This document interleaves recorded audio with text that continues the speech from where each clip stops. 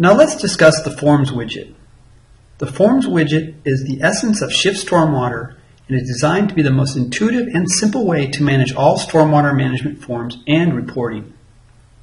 Once you click on the Forms widget, you will see 12 folders, starting with the rain gauge log form all the way down to the weather monitoring log form.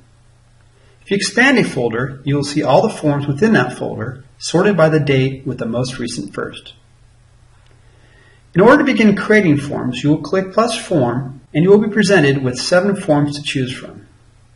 Why only 7? You will see shortly. Let's start with a stormwater rain gauge log form. When selected, a new form will appear in the Form tool.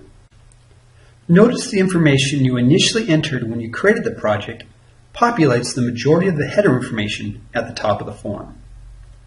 You can always go back to the Summary widget and change any of this information at any time. All forms will have blue input fields for you to enter data.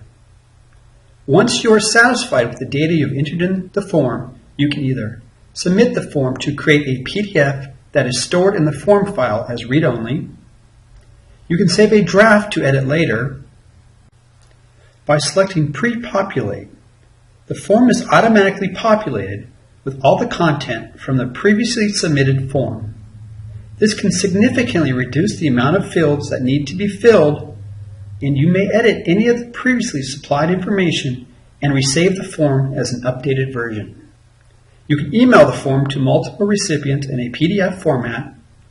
You can print the form. You can also view the weather forecast for that particular project. Sometimes it is handy to take a quick look at the weather for current conditions when filling out a form. Finally, you can cancel any changes you have made. So why only 7 forms to create, but 12 are created? Why reproduce information only to repackage it in a log or copy it to another required form? ShiftSTORMWATER does this for you. Some forms, such as log forms, will be created in their entirety. Other forms will be started, and you will be prompted to complete them. An example of this is the Corrective Actions form, which is initiated with an inspection form indicating a correction is required.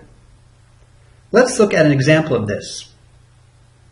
First, I'm going to pre-populate an inspection form and remove a correction.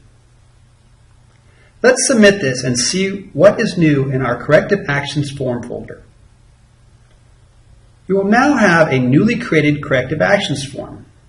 You will notice the Corrective Actions form has the same corrections noted on the inspection form.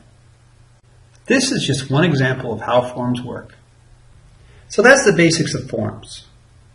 Now it is time to start creating your own forms and manage your inspections with ShiftSTORMWATER.